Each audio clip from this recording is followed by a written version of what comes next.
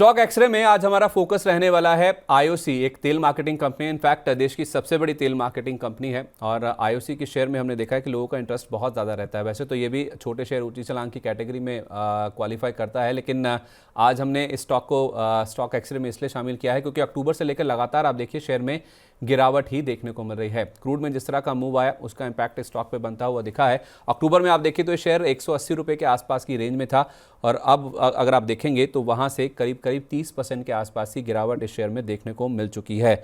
क्यों हुई है गिरावट, पहले आपके सामने वो वजह रखते हैं, फिर आने वाले समय में किस तरह के ट्रिगर्स हैं वो भी आपके सामने रखेंगे। देखिए Q2 में यानी कि जो बीती तिमाही थी उसमें GRMs कम रहने से इनका जो नतीजे हैं उसके ऊपर हमने इम्पैक्ट बनता हुआ दिखा है। GRMs आप देखिए बड़ा फॉल उसमें आता हुआ दिखा था।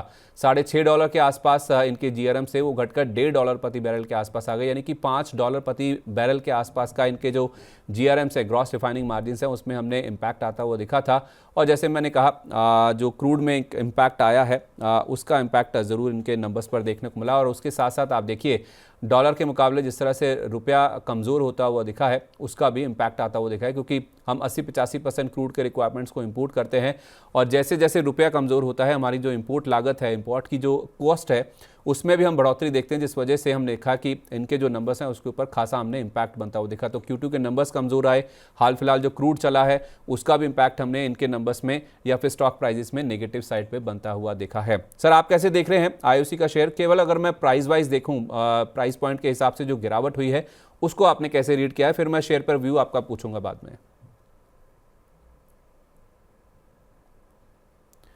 अंजुल सर आप मुझे अगर सुन पा रहे हैं, थोड़ा लगता है तकनीकी दिक्कत है जिस वजह से उनसे हमारा संपर्क नहीं हो पाया, लेकिन जैसे मैंने कहा रुपया जिस तरह से कमज़ोर हुआ है, नए रिकॉर्ड लोज बना रहा है रुपया, उसका इम्पैक्ट हमने स्टॉक प्राइस पर देखा। सर मैं आपका व्यू पूछूंगा कि स्टॉक में करना क्या है, लेकिन जो एक गिरावट हुई है, रुपया कमज़ोर हुआ है, क्रूड चला है, उसका इम्पैक्ट हमने OMCs पर इन जनरल काफ़ी तेज़ रिएक्शन आता हुआ देखा है।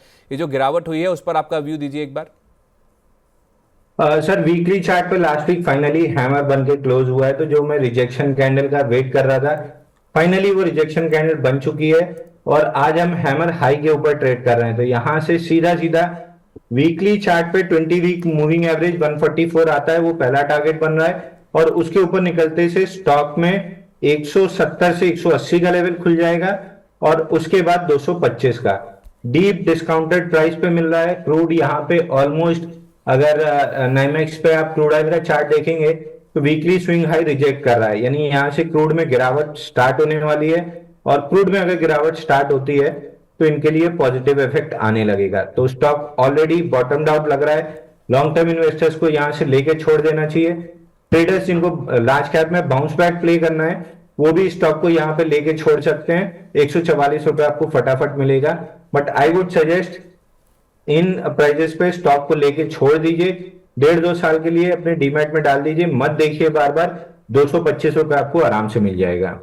सर इसके ट्रिगर्स की भी बात करें तो इस बार जो आप कह रहे हैं कि अपमूव आ सकता है या लेकर छोड़ देना चाहिए, उसमें तीसरी तिमाही के जो नतीजे आने वाले हैं 27 तारीख को, यानी कि अगले हफ्ते ही इसी दिन नंबर्स आ जाएंगे और उसमें माना जा रहा है कि नंबर्स काफ़ी स्ट्रांग रह सकते हैं और लोअर लेवल से या फिर जो कमज़ोर क्वार्टर था वहाँ से एक बाउंस बैक देखने को मिल सकता है। इनकी जो आय है वो 40.5% बढ़ने का अनुमान है और ये कंपनी घाटे से मुनाफे में आ सकती है। तिमाही दर तिमाही आधार पर Q2 में घाटा आया था, वो घाटे से कंपनी वापस मुनाफे में आ सकती है और उसमें GRMs जो हैं उसमें बड़ी रिकवरी देखने को मिल सकती है। GRMs फिर से $6 के आसपास आ सकते हैं, जो $1.6 प्रति बैरल पर पहुंचते हुए दिखे थे। तो कम से कम नहीं तो $4.5 के आसपास का इनके GRMs में सुधार होगा। मार्केटिंग मार्जिन्स में भी 2 गुना के आसपास की बढ़त देखने को मिल सकती है, यानी कि पेट्रोल डीजल और बाकी जो प्रोडक्ट्स बेचते हैं उस पर प्रति लीटर जब बिक्री होती है तो कितने ये पैसे कमाते हैं, कितना मार्जिन मिलता है, उसको मार्केटिंग मार्जिन बोलते हैं, तो वो 2 गुना हो सकता है लोअर लेवल से। ऐसा भी इम्पैक्ट है जो कुछ एनालिस्ट मान के चल रहे हैं।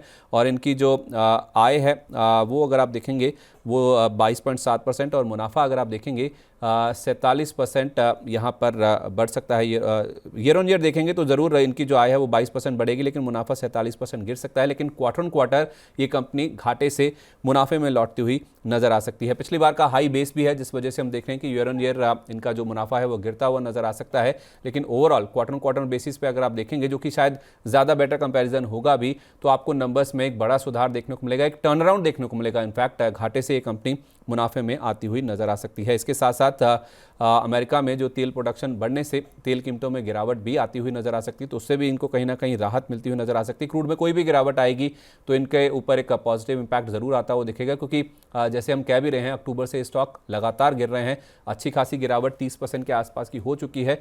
तो कोई भी पॉजिटिव ट्रिगर बनता है, क्रूड में गिरावट आई या फिर इनके नंबर्स पॉजिटिव आए, तो बाउंस बैक काफी शार्प देखने को मिल सकता है, जैसा हमें अंशुल सर बता भी रहे हैं। एक बार जरा इनके वैल्यूएशन पे भी नजर डाल लेते हैं, फिर मैं समझूंगा कि स्टॉक में क्या करना है। देखिए FY25-26 की जहाँ तक बात है, जो अगला वित्त वर्ष है 7.5 से 9 रुपये के आसपास का इनका EPS का जो अनुमान है वो स्ट्रीट लेकर चल रही है। तो अगर इतना EPS बनता है तो उस लिहाज से फिर शेयर का जो PE है वो आपको काफ़ी सस्ता नजर आएगा, 14 के मल्टीपल के आसपास पर आपको ये शेयर नजर आएगा।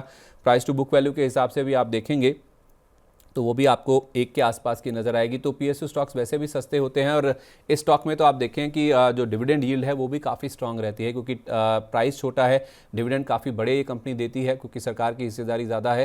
तो एक डिविडेंड प्ले के लिए भी काफ़ी लोग इसको स्टॉक को एक्यूमुलेट करते हैं। डिविडेंड यील्ड काफ़ी स्ट्रांग रहती है इस कंपनी की, और मोतीलाल ओसवाल ने इस पर खरीदारी की राय दी है, 185 रुपये का टारगेट दिया है।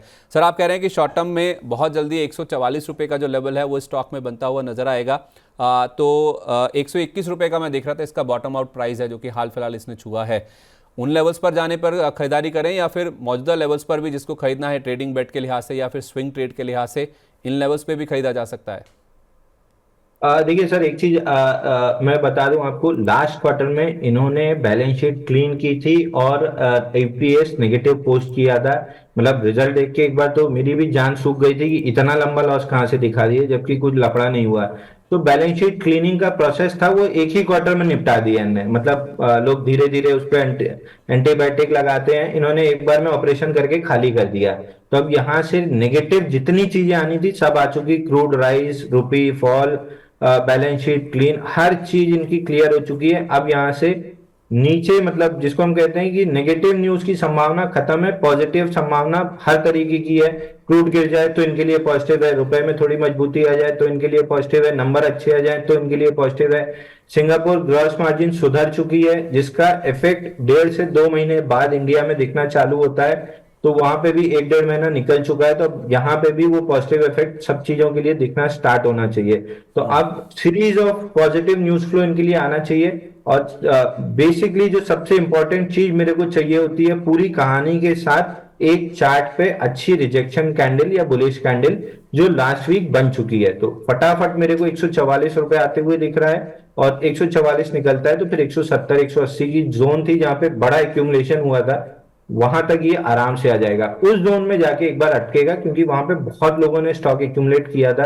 तो जो घबराए बैठे हैं कि मेरा बहुत नीचे आ गया, रेट आने पर निकलने की कोशिश करेंगे, तो वहां पे एक बार सेलिंग एब्जॉर्ब करने में स्टॉक को दिक्कत आएगी। बट वो लेवल निकलने के बाद सीधा सीधा 225 रुपए दिख रहा है। तो जो भी लॉन्ग टर्म इन्वेस्टर्स हैं, आंख बंद करके यहाँ पे IOC को आप भर के बैठ जाइए 1.5-2 साल के लिए। जितना वो डिविडेंड देगा, मतलब जितना आप FD से ब्याज कमाते हैं उतना वो डिविडेंड में ही आपको दे देगा, कैपिटल एप्रिसिएशन आपको अलग मिल जाएगी। तो FD का पैसा निकाल के ऑयल मार्केटिंग स्टॉक्स में डाल देना चाहिए इस समय।